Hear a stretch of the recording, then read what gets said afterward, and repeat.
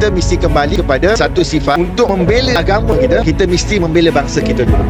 Kebaikan pertama, kita menghilangkan ragu dalam jati diri kita. Bila kita tak yakin kita Melayu, kita mudah disentuh oleh propaganda, kita mudah didoktrinkan oleh satu ketuanan, kamu Hindu Buddha. Kita dah rasa, oh lama. Quraisy membela Islam, Turki membela Islam, Melayu membela Islam. Islam tu adalah agama fitrah untuk semua bangsa. Kita sebagai bangsa Melayu menetapkan satu jati diri ketuanan Melayu yang ingin membela agama yang Allah hantar pada seluruh manusia, rahmatan lil alamin. Nombor dua, kita dah ada jati diri, kita jadi yakin dengan diri kita, maka kita tahu sifat kita ni, fitrah kita hanifah musliman. Kita tidak terbentuk dengan fahaman bahawa Islam tu baru saja abad ke-6. Kita kena kembali kepada fahaman Islam tu daripada zaman Nabi Adam. Kita nak betulkan balik. Kalau orang Terengganu contohnya yakin orang Terengganu ni dah lama sebenarnya, tercatat dalam sejarah paling tidak pun dari si genetiknya 60,000 tahun dulu. Nombor tiga, last sekali, kita mesti kembali kepada satu sifat. Untuk membela agama kita, kita mesti membela bangsa kita dulu. Sebab tanpa bangsa yang kuat, agama ini boleh ditafsirkan dengan pelbagai. Jadi apabila tafsiran tu macam-macam, ada pegangan yang teguh, kita jadi ibarat teratai lah, pucuk tidak capai awan, akar tidak cecah bumi.